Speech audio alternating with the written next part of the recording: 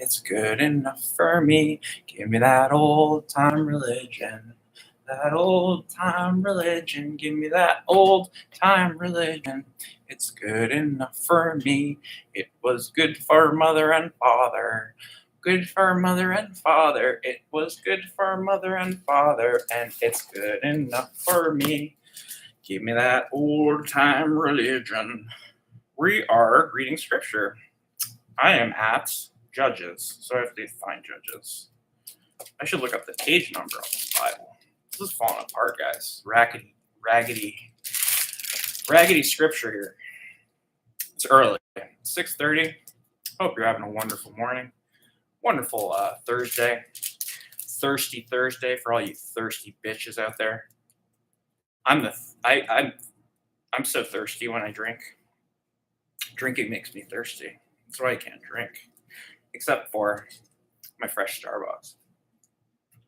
This is my new little ritual. We are reading Judges for an hour. It's 276. Okay, cool. I can just rip these out. Okay. Judges. Israel's failure to complete the quest of Canaan. I don't know who's the writer on this. Is this still Joshua? No. Probably written by judges of some sort. Which was, so I didn't know there were already judges, but it's written by. So perhaps there's multiple authors. Anyway, Israel's failure to complete the quest of Canaan. After the death of Joshua, the people of Israel inquired of the Lord, "Who shall go up first for us against the Canaanites to fight against them?" The Lord said, "Judah shall go up. And behold, I have given the land into his hand." And Judah said to Simeon his brother, Simeon may become Simon, is my guess, because a lot of anglicized names in this that start out as weirder versions. So I think Simeon is probably Simon. "Come up with me into the territory allotted to me." I mean, Simeon is like the kind of monkey, but come up with me into the territory allotted to me. That's what Judah said to Simeon. "That we may fight against the Canaanites, and likewise I will go with you into the territory allotted to you." So Simeon went with him. Then Judah went up, and the Lord gave the Canaanites and the Perizzites into their hand. And they defeated 10,000 of them at Bezek. 10K. Perizzites and Canaanites slayed. They came upon the Adonibezek, Adonibezek, at Bezek. So the Bezek has a city called Adonibezek, and fought against them. Defeated the Canaanites, the Perizzites. Adonibezek fled. Oh, Adonibezek is a person who lives in Bezek. But they pursued him and caught him and cut off his thumbs and his great toes. I don't know if that means his big toe or he just has some cool feet. Maybe they're getting in some Quentin Tarantino foot fetish stuff. They just say great toes and his thumbs. So that's rough. If you cut off the big toe and the thumb, I think that's what it means. And Adonibezek said, 70 kings with their thumbs and their great toes cut off used to pick up scraps under my table as I have done, so God has requited me. Okay, so he didn't, I guess this is actually kind of kind. He didn't murder them. He just cut off their thumbs and toes. And they brought him to Jerusalem, and he died there. Okay, so he does die. At least Adonibezek dies. The rest of them are just walking around thumb, big toe list. The men of Judah fought against Jerusalem and took it and smote it with the edge of the sword, set the city on fire. Afterward, the men of Judah went down to fight against the Canaanites who dwelt in the hill country, in the Negeb, and in the lowland. And Judah went against the Canaanites who dwelt in Hebron. Now the name of Hebron was formerly Kiriath Araba. Oh, I just learned how to say Kiriath Araba. Now it's just Hebron. They defeated Sheshai in Ahiman and Talmai. Talmai? Yeah, probably Tal. From there, they went against the inhabitants of Debir. The name of Debir was formerly Kiriath-Sepher, and Caleb said, "He who attacks Kiriath-Sepher and takes it, I will give him a shock, Asha, brim full of Asher on the 45. My daughter as a wife." So he's going to give Asha, his daughter, to whoever attacks and conquers Kiriath-Sepher. And Othniel, the son of Kenaz, Caleb's younger brother, took it. And he gave Asher his daughter as a wife, Ashah his daughter as a wife. Asher's a different guy. When she came and said to her, "What do you wish?" When she came to him, she urged him to ask her father for a field. And she alighted from her ass. She alighted from her ass. Asha alighted from her ass. Caleb said to her, "What do you wish?" She said to him, "Give me a present, since you have set me in the land of Negeb. Give me also springs of water." And Caleb gave her the upper springs and the lower springs. Be careful inviting people to fields in Canaan. In the descendants of the Kenite, Moses' father-in-law. Okay, so this is the Moses married Kenite's mom, went up to the people of Judah, the city of the palms, into the wilderness of Judah, which lies in the Negeb near Arad. They went and settled with the people. And Judah went with Simeon, his brother. They defeated the Canaanites who inhabited Zaphoth and utterly destroyed it. So the name of the city was called Hormah. Judah also took Gaza and its territory. He took possession of the hill country, but he could not drive out the inhabitants of the plain because they had chariots of iron. I wonder when they say Gaza, because they say Giza too, because they're still going to Egyptian things. So I wonder, pyramids of Giza and stuff, if there's any connection between those, or they're just using a similar word, probably. Hebron was given to Caleb, as Moses had said, and he drove out from it 3 sons of Anak. Lots of threes, guys. But the people of Benjamin did not drive out the Jebusites who dwelt in Jerusalem. So the Jebusites have dwelt with the people of Benjamin in Jerusalem to this day. To this day, there's still Jebusites wandering around Jerusalem. The house of Joseph also went up against Bethel, and the Lord was with them. And the house of Joseph sent to spy at Bethel. Now the name of the city was formerly Luz. The spies saw a man coming out of the city. They said to him, "Pray, show us the way into the city, and we will deal kindly with you." They keep renaming all the cities now. Judges. And he showed them the way into the city. They smote the city with the edge of a sword, but they let a man and all his family go. And the man went into the land of the Hittites and built a city, called its name Luz. That is its name to this day. Wait. Okay. So they renamed the city from Luz to Bethel? No. Yeah. So Luz was Bethel. Then they killed everybody, but let this guy go, and then went into the Hittites, and they called it Luz again. And I don't think it's still Luz. Anyway, the Manisha did not drive out the inhabitants of Bethshean and its villages, or Ta'anak and its villages, or the inhabitants of Dor and its villages, or the inhabitants of Lebleam. This is LB apostrophe Leam. Lebleam and its villages, or the inhabitants of the Megiddo and its villages. But the Canaanites persisted in dwelling in that land. When Israel grew strong, they put the Canaanites to forced labor, but did not utterly drive them out. As Ephraim did not drive out the Canaanites who dwelt in Gezer, but the Canaanites dwelt in Gezer among them. Zebulon did not drive out the inhabitants of Kitron.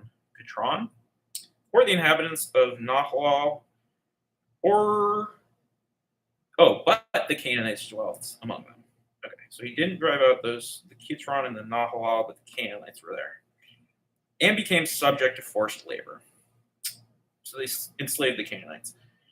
Asher did not drive out the inhabitants of Akko, or the inhabitants of Sidon, or Alab, or Ashzib, or Helba, or Aphik, or of Rahab, but the Asherites dwelt among the Canaanites, the inhabitants of the land, for they did not drive them out. Naphtali did not drive out the inhabitants of Beth Shemesh, or the inhabitants of Beth Anath, who dwelt among the Canaanites. The inhabitants of the land, nevertheless, the inhabitants of Beth Shemesh and of Beth Anath became subject to forced labor for them. The Amorites pressed the Danites back into the hill country, for they did not allow them to come to the plain. The Amorites persisted in dwelling in Harhares, in Aijalon, and in Shaalbim, but the hand of the house of Joseph rested heavily upon them. They became subject to forced labor. And the border of the Amorites ran from the ascent of the Akrabim from Selah and upward. Okay, so they just enslaved everybody who lives there, basically. Israel's disobedience. Now the angel of the Lord. This is going to be some hot gossip, guys. Israel's not following the rules. What's going to happen? I'm betting the Lord puts the sword to a bunch of them. The angel of the Lord went up to Gilgal in Boshim. He said, I brought you up from Egypt. You keep bringing that up, Lord. We didn't forget that you brought us from Egypt. You mention it literally every fucking time you want to say something. And brought you into the land which I swore to give your fathers.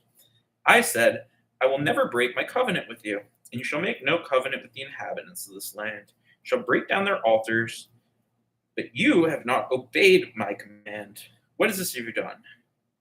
So now I say, I will not drive them out before you, but they shall become adversaries to you, and their gods shall be a snare to you. When the angel of the Lord spoke these words to all people of Israel, the people lifted up their voices and wept. And they called the name of that place Boshim, and they sacrificed there to the Lord. Okay, so if you break... Okay, I don't know why they're crying. They're crying because they drove out these people for not obeying in Boshim. Okay, Joshua's dead. Joshua already died. I'm pretty sure Joshua already died. In the end of Joshua, they describe how Joshua died. When Joshua now he's alive again. When Joshua dismissed the people, I like how not edited this is. This is clearly just like a different conflicting version of whatever. It's written by judges. Clearly they know what they're doing. I hope the people who are writing this have those like British wigs. That's what I'm imagining when we cast the Bible movie that we're spitballing here. The people of Israel went with each to his inheritance to take possession of the land, and the people served the Lord all the days of Joshua and all the days of the elders who outlived Joshua, who had seen the great work which the Lord had done for Israel. And Joshua, son of Nun, servant of the Lord, died at 110 years. They buried him within the bounds of his inheritance in Timnath-Heres, in the hill country of Ephraim, north of the mountain of Gaash. And all that generation were also gathered to their fathers. There arose another generation after them, who did not know the Lord or the work which he had done for Israel's unfaithfulness. And the people of Israel did what was evil in the sight of the Lord and served the Baals, and they forsook the Lord, the God of their fathers, who had brought them out of the land of Egypt. They went after other gods. From among them, the peoples who were around them bowed down to them, and they provoked the Lord to anger. They forsook the Lord and served the Baals and the Ashtaroths. Okay, so there's different gods. Now God's going to be pissed. So the anger of the Lord was kindled against Israel, and he gave them over to the plunderers who plundered them. And he sold them into the power of their enemies round about, so that they could longer withstand their enemies whenever they marched out. The hand of the Lord was against them for evil, as the Lord had warned, and as the Lord had sworn to them, and they were in sore straits. Then the Lord raised up judges, who saved them out of the power of those who plundered them. Yet they did not listen to their judges, for they played the harlot. Everybody just plays harlots. They're not actual harlots.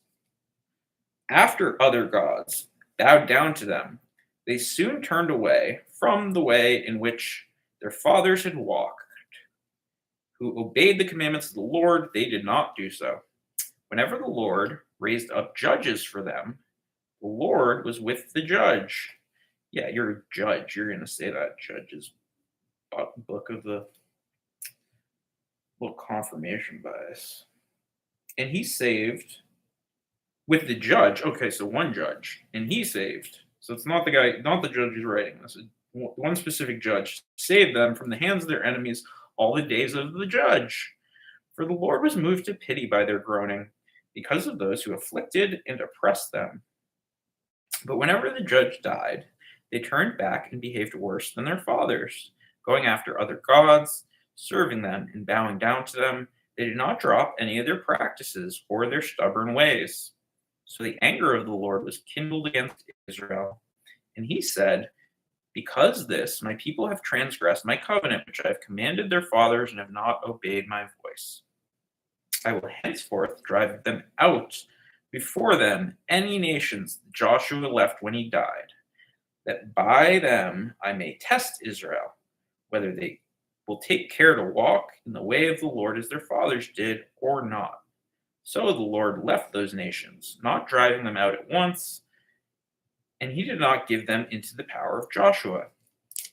Chapter 3, Nations remaining in the land. Now, these are the nations which the Lord left, to test Israel by them, that is, all in Israel who had no experience of any war in Canaan. It was only that the generations of the people of Israel might know war, that he might teach war to such at least as he had not known it before. These are the nations, the 5 lords of the Philistines. The Philistines have 5 gods. That's pretty cool. 5 lords of the Philistines and all the Canaanites, and the Sidonians, and the Hivites who dwelt in the Mount Lebanon, Mount Baal Hermon, as far as the entrance of Hamath. They were for the testing of Israel, to know whether Israel would obey the commandments of the Lord, which he commanded their fathers by Moses. So the people of Israel dwelt among the Canaanites, the Hittites, the Amorites, the Perizzites, the Hivites, the Jebusites, and they took their daughter for themselves for wives, and their daughters they gave to their sons, and they served gods. Okay, so they took all the women and married them or gave them to their kids, and they killed the guys, I guess. No, they didn't kill the guys yet. I'm guessing they killed the guys. They just obeyed the Lord. Othniel. I think he has a book. It's like inverted Nathaniel. Any biscuits people here still? Inverted Nathaniel, guys. It's like a digital Buddha opener. Backwards. And the people of Israel did what was evil in the sight of the Lord, forgetting the Lord, their God, and serving the Baals and the Asheroth. Therefore, the anger of the Lord was kindled against Israel, and he sold them into the hand of the Cushirath. Okay, this is a handful. Kushan Rishatha. In. Kushan Rishathaim. That's the longest one so far, I think. King of Mesopotamia. The people of Israel served Kushiatharim 8 years. But when the people of Israel cried to the Lord raised up a deliverer for the people of Israel who delivered them. Othniel, the son of Kenaz, Caleb's younger brother. The Spirit of the Lord came upon him, and he judged Israel. He went out to war, and the Lord gave Kushianatharaim, king of Mesopotamia, into his hand, and his hand prevailed over Kushianatharaim. So the land had rest for 40 years. Then Othniel, son of Kenaz, died. Thank God Kushianatharaim died.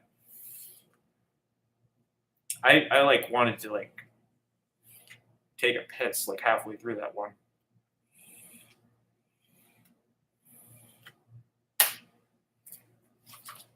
Ehud.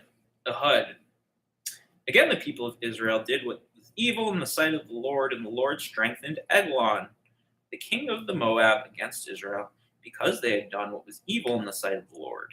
He gathered to himself the Ammonites and the Amalekites, and went and defeated Israel. They took possession of the city of palms. And the people of Israel served Eglon, the king of Moab, 18 years. Is palms like the tree, probably? It is deserty. But when the people of Israel cried to the Lord raised up for them a deliverer, Ehud, the son of Gera, the Benjaminite, a left-handed man. The people of Israel sent tribute to him by Eglon, the king of Moab. I like that they point out he was left-handed, though. Left means bad.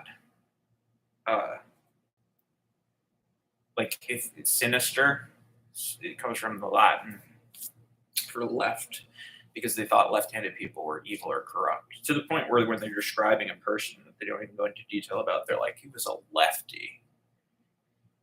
This fucking nutball, he used his left hand, guys. That was of note.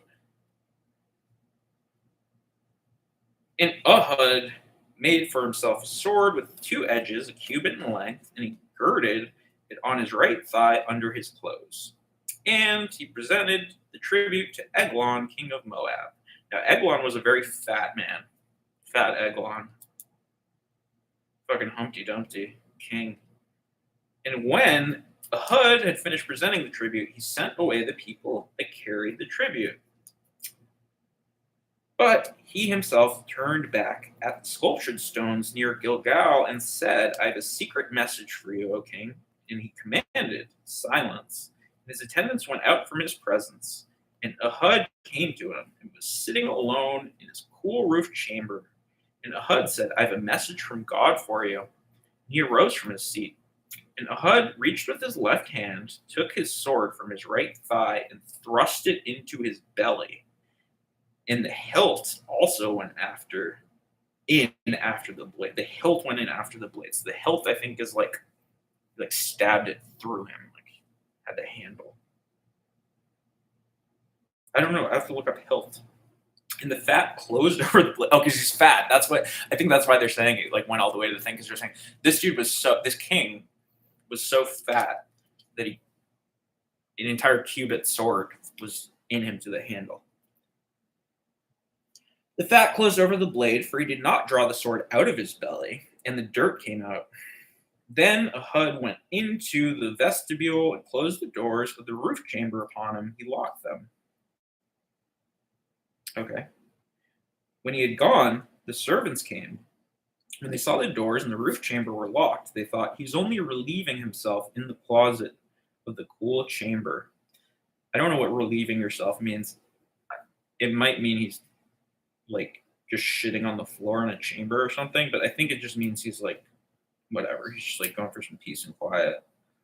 Little R&R for the fat king here. And they waited. They were utterly at a loss. They waited until they were utterly at a loss. When he did not still open the doors of the roof chamber, they took the key and opened them, and there lay their lord dead on the floor. Ehud escaped while they delayed, and passed beyond the sculptured stones, escaped to Syria.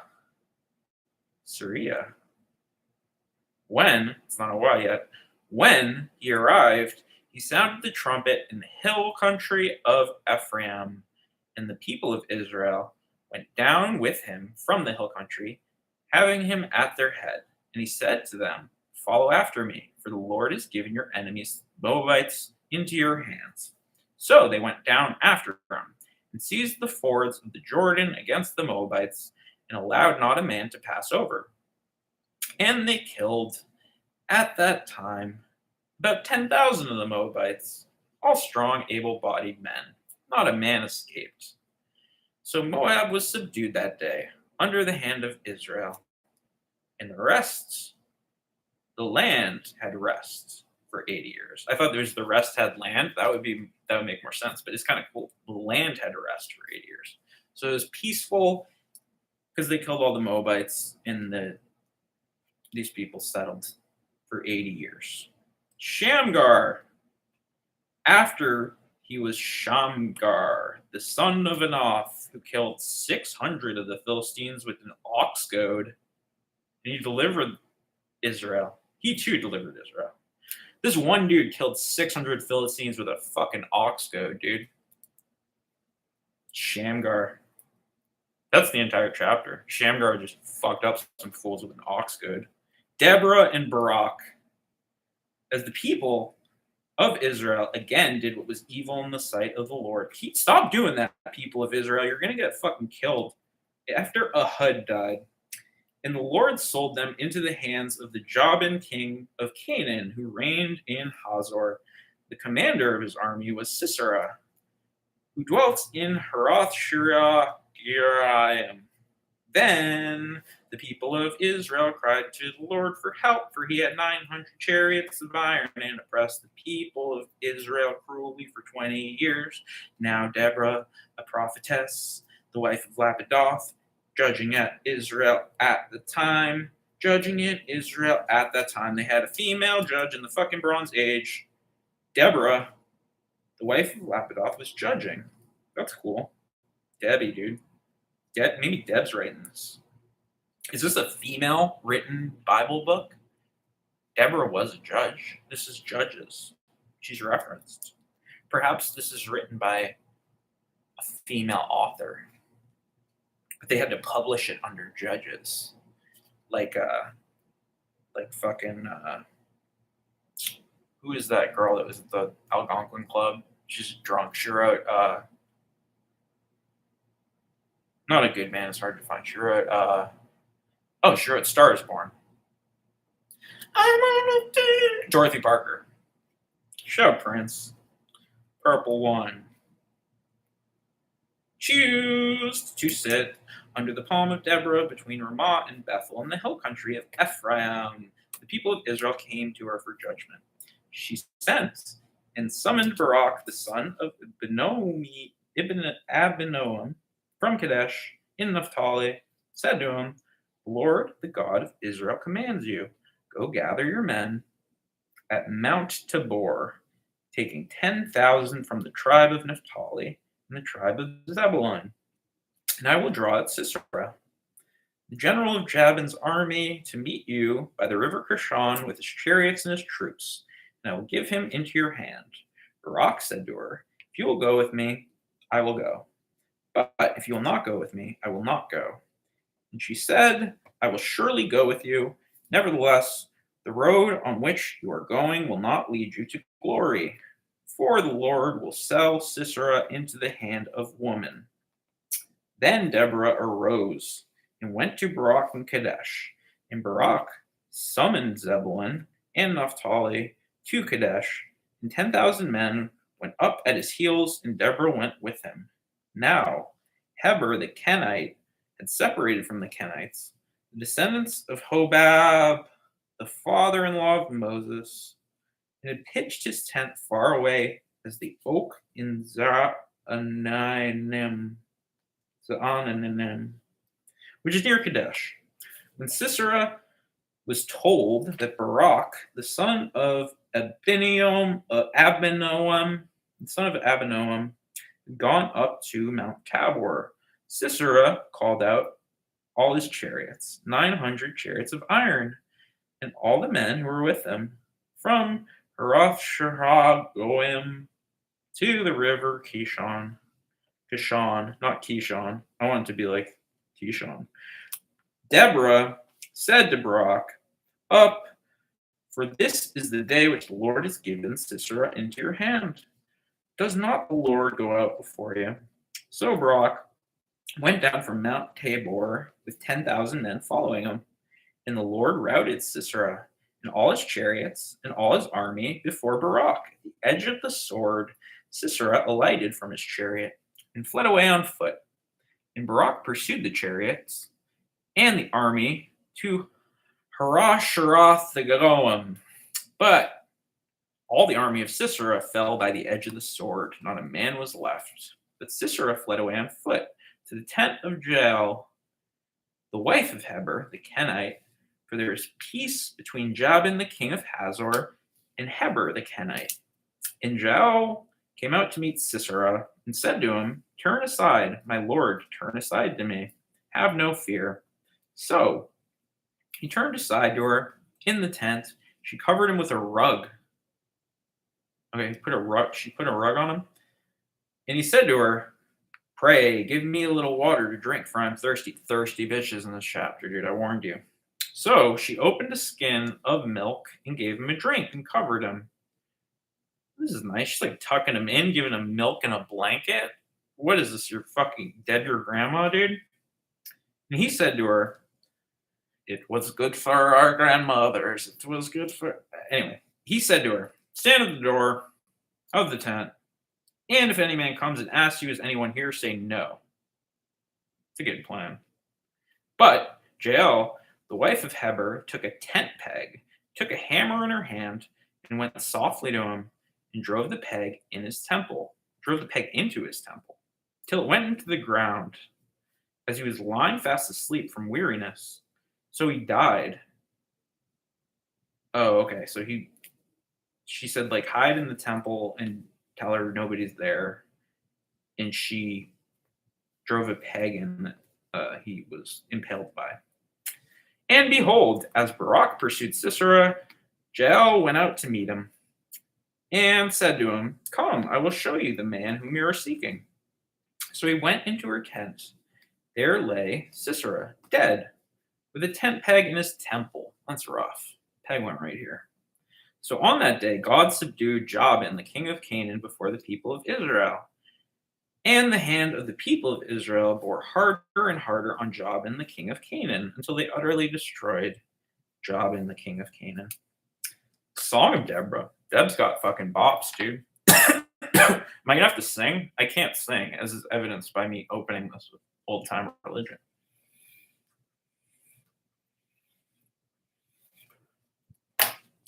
Although sometimes I start to sing just because I get bored of reading the text parts, but I don't know how to sing the song parts.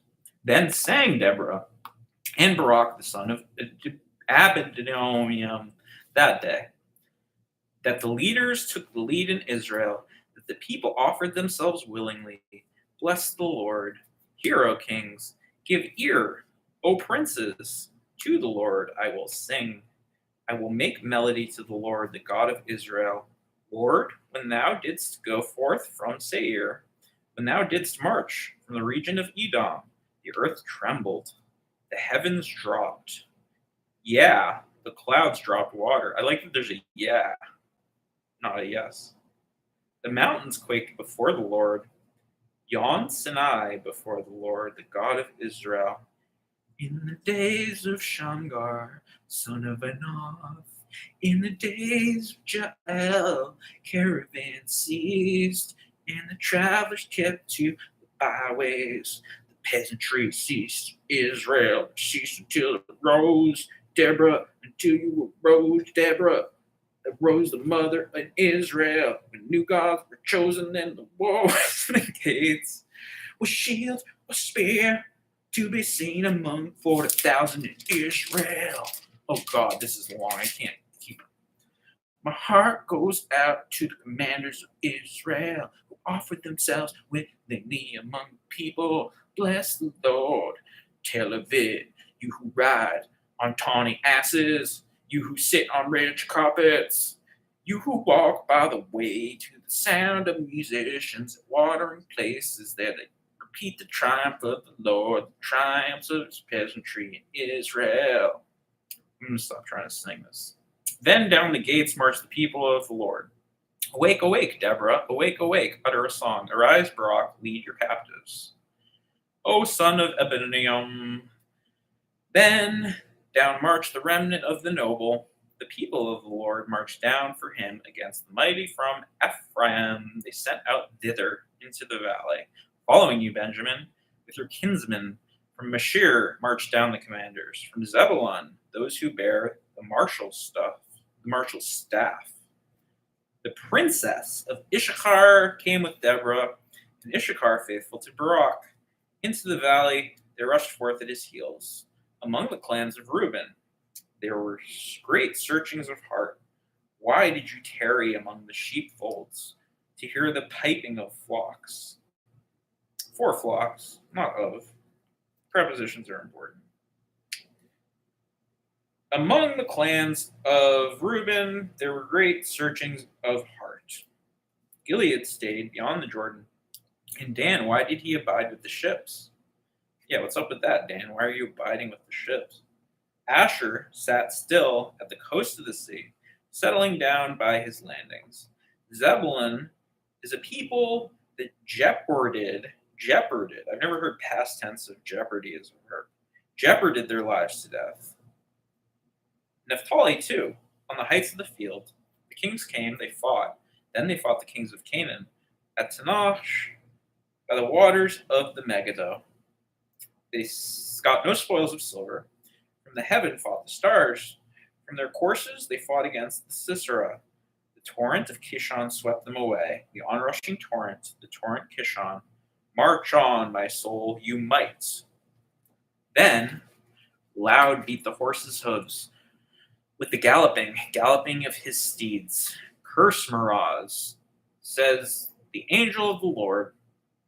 Curse bitterly its inhabitants, because they came not to help the Lord. To help the Lord against the mighty. They came not to help the Lord against the mighty. Meroz, you're fucking cursed, Meroz. Get out of here. Scram with that shit, Meroz. I'm not helping out the Lord against the mighty. They're mighty. We need the Lord's help on this one, Meroz. Most blessed of women be Jael, the wife of Heber the Kenite, of tent-dwelling women most blessed.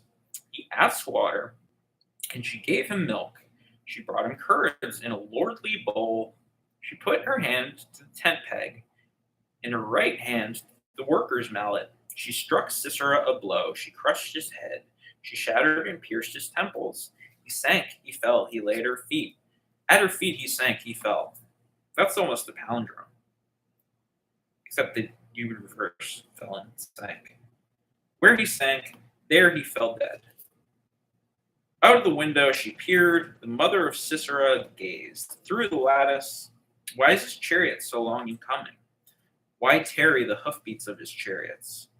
Her wisest ladies make answer. Nay, she gives answer to herself. Are they not finding and dividing the spoil? A maiden or two for every man. Spoiled dyed stuff of Sisera.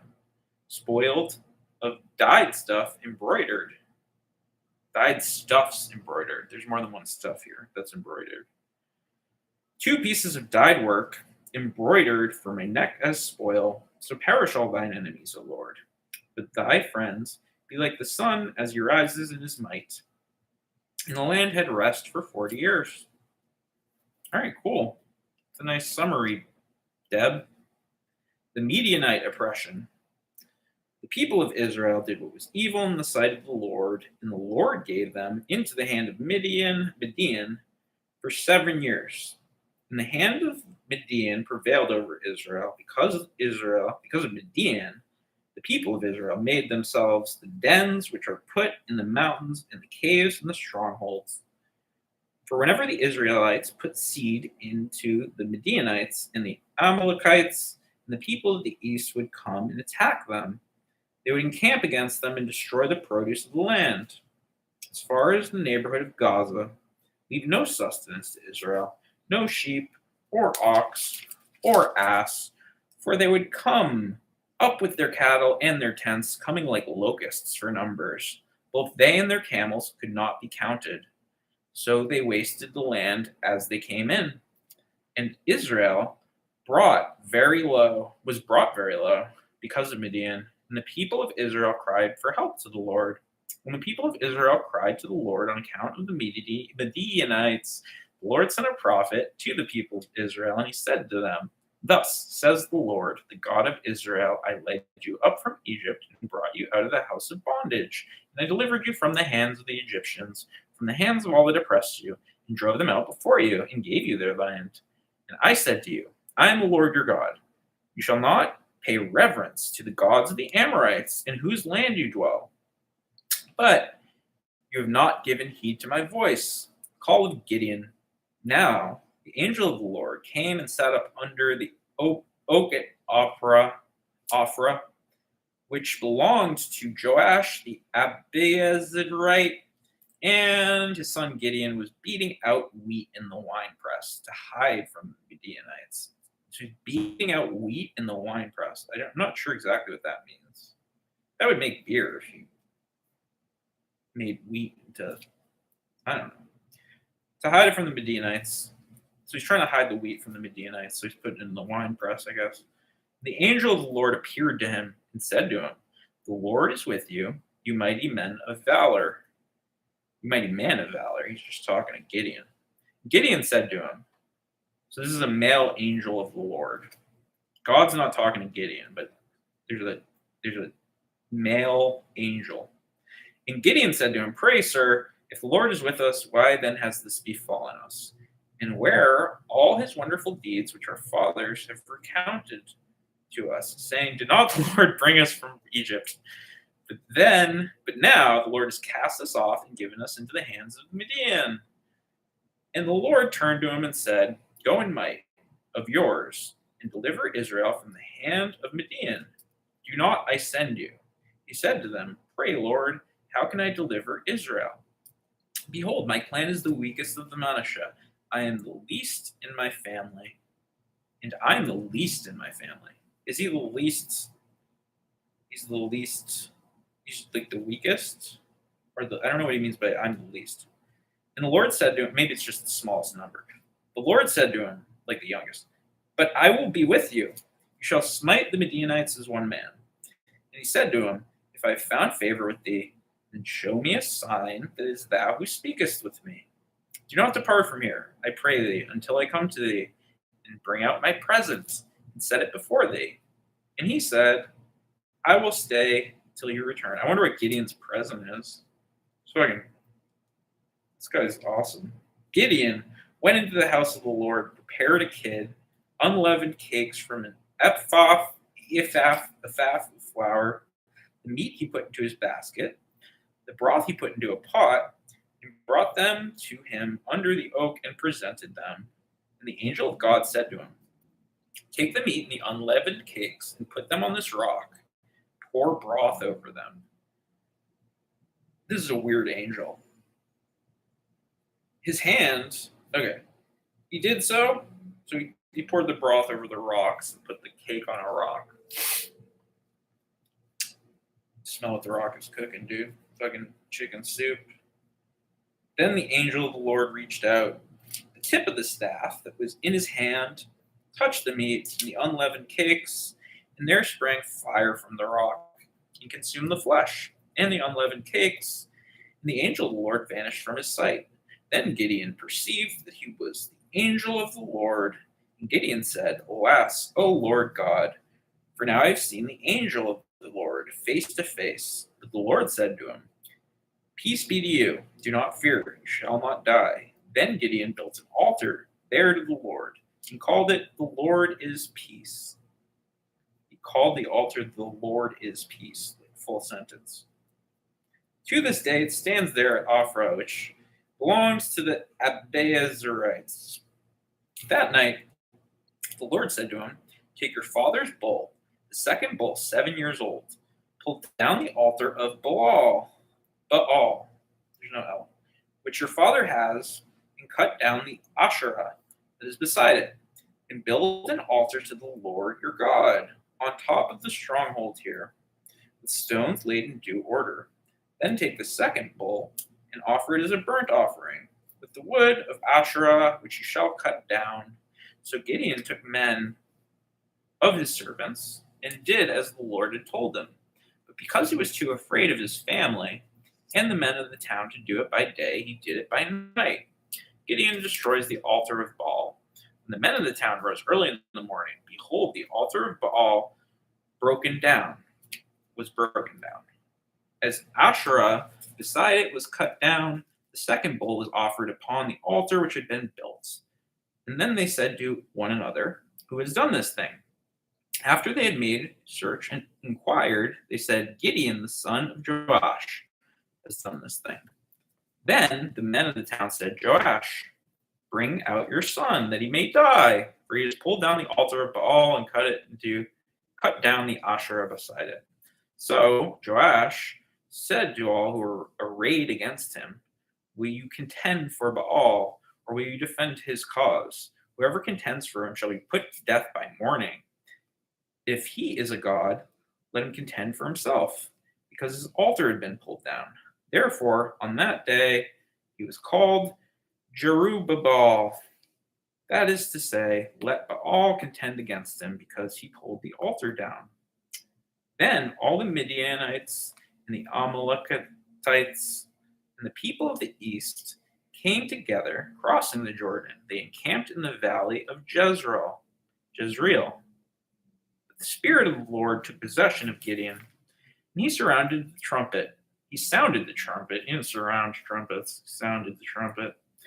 But the Abiezrites were called out to follow him, and he sent messengers throughout all the Manasseh, and they too were called to follow him. And he sent messengers to Asher, Zebulun, and Naphtali, and they went up to meet them.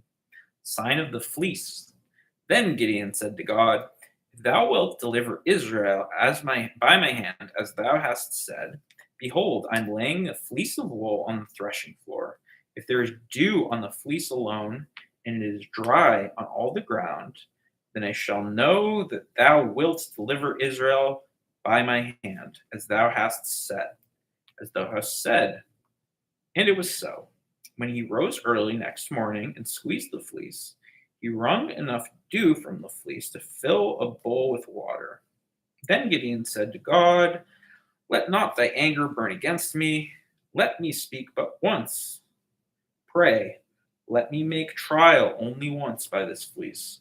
Pray, let it be dry on the fleece, and on all the ground let there be dew.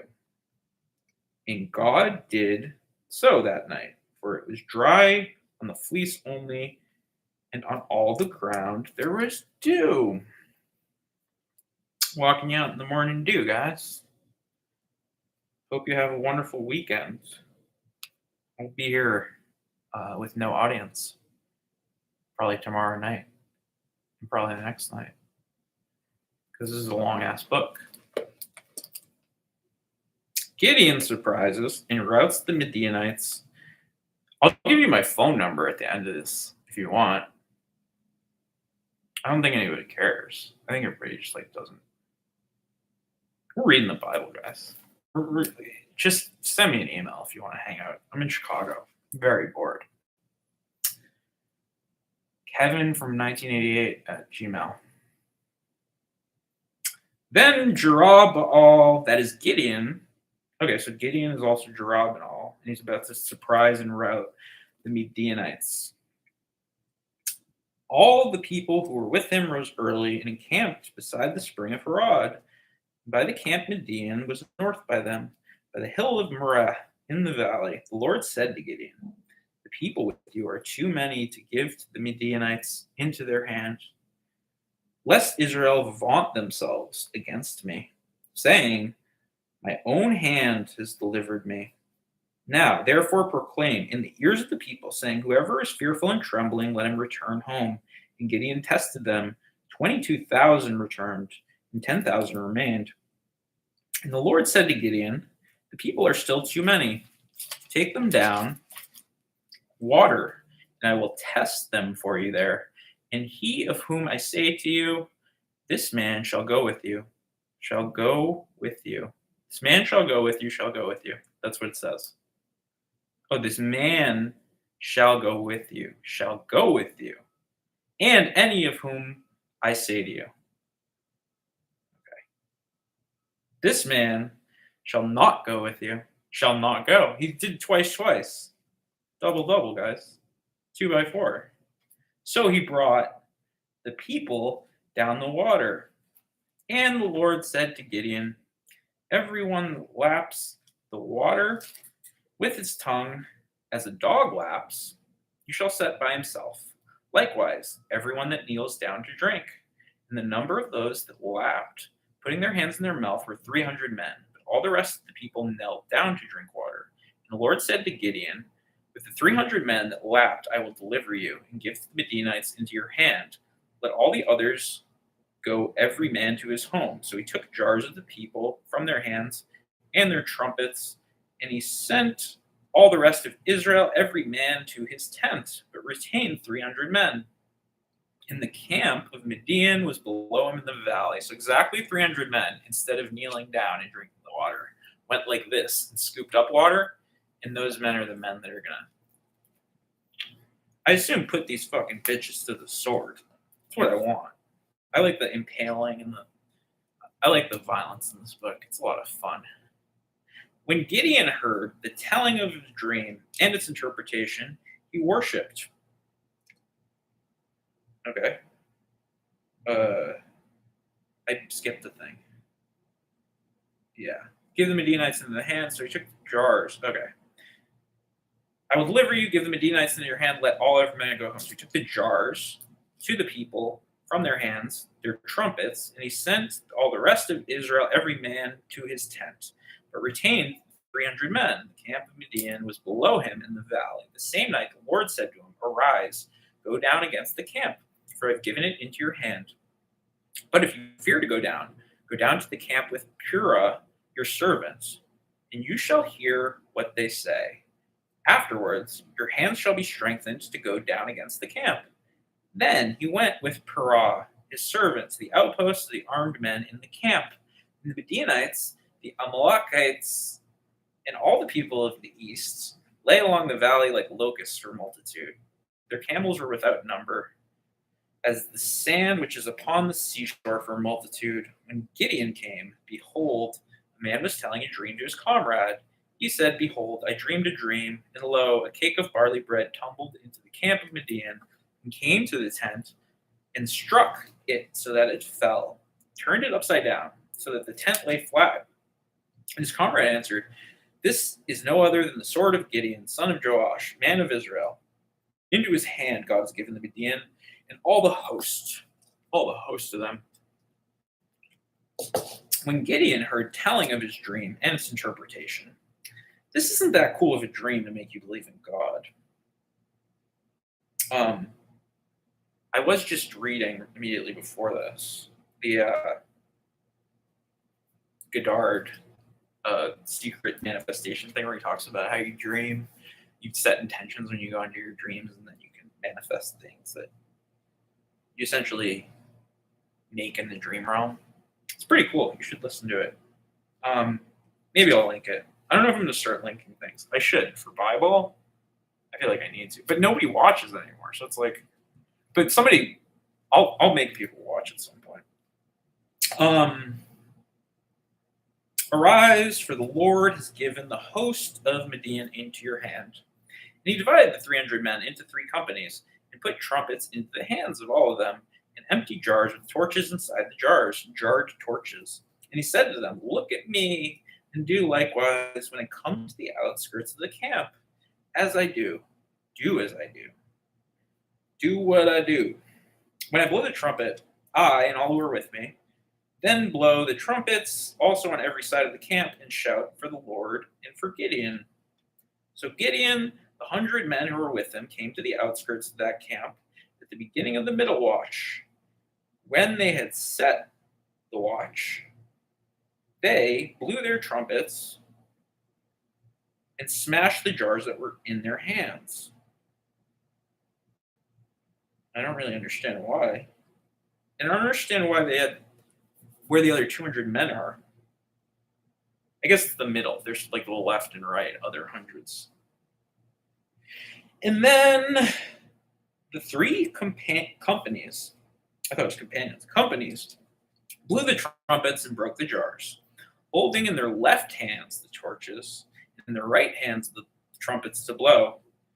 They cried, "A sword for the Lord, bars, and for Gideon, a sword for the Lord and for Gideon." They stood, every man in his place, about the camp and around, and all the army ran.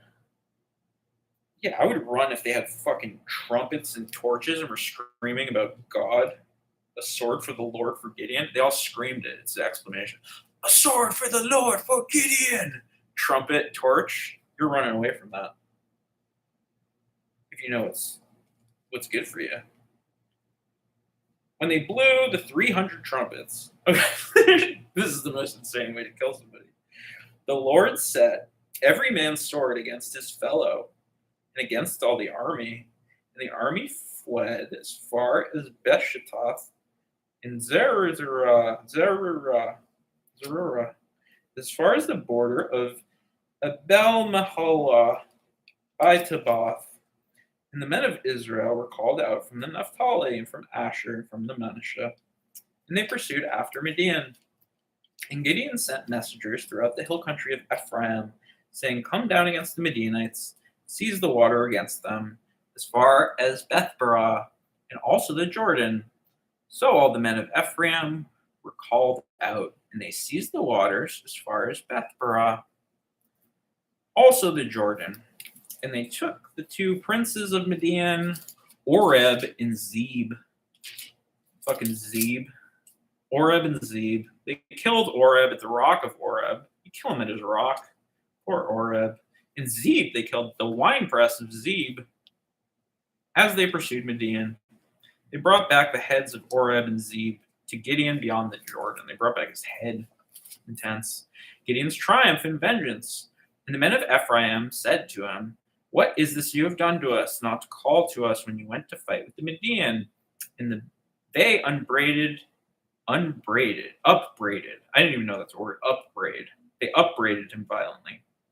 And he said to them, "What have I done now in comparison with you? Is not the gleaming of the grapes of Ephraim better than the vintage of Abiezer?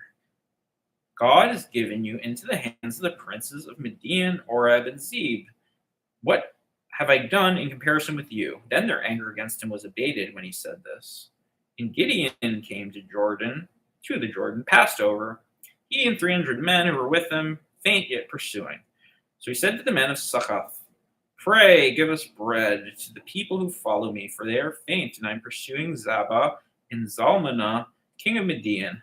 And the officials of Succoth said, "Are Zebah and Zalmunna already in your hand, that we should give bread to your army?" And Gideon said, "Well, when the Lord has given Zebah and Zalmunna into my hand, I will flail your flesh with thorns of the wilderness and with briars." And from there he went up to the Penuel and spoke to them in the same way. And the men of Penuel answered him, as the men of Succoth answered. And he said to the men of Penuel, "When I come in peace, I will break this tower. Break its tower down. Break down the tower." Now Zebah and Zalmunna were in Karkor with their army, about 15,000 men, and all who were left in the army of the people east. For there they had fallen 20,000 men who drew the sword. There had fallen 120,000. 120,000 men who drew the sword fallen? So 120,000 people were killed? This is like intense. This is like large scale war, but there's 300 fucking people with Gideon. I don't understand. Whatever, it's his triumph and vengeance. Gideon went up by his caravan route east of Nobah and Jogbehah and attacked the army, for the army was off its guard. And Zebah and Zalmunna fled, and he pursued them and took the two kings of Midian, Zebah and Zalmunna. He threw all the army into a panic. Then Gideon, son of Joash, returned from the battle by the ascent of Heres. And he caught the young man of Succoth and questioned him, and he wrote down for him the officials and elders of Succoth, 77 men. And he came to the men of Succoth and said, Behold, Zebah, Zalmunna, about whom you taunted me, saying, Are Zebah and Zalmunna already in your hand? And we should give bread to your men who are faint. And he took the elders of the city, and he took the thorns of the wilderness and the briars with them, taught the men of Succoth. And he broke down the tower of Peniel and slew the men in the city. Then he said to Zebah and Zalmunna, Where are the men who you slew at Tabor? They answered, As you are, so were they, every one of them. They resembled the sons of a king. And he said to them, They were my brothers, the sons of my mother. As the Lord lives, if you had saved them alive, I would not slay you. And he said to Jether, his firstborn, Rise and slay them. But the youth did not draw his sword, for he was afraid, because he was still a youth. Then Zebah and Zalmunna said, Rise yourself and fall upon us.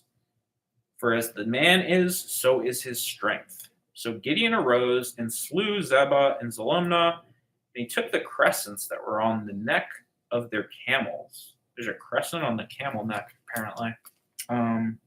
Cool. All right, so that's the beginning of Judges, guys. Shabbat Shalom. Have a lovely Thursday.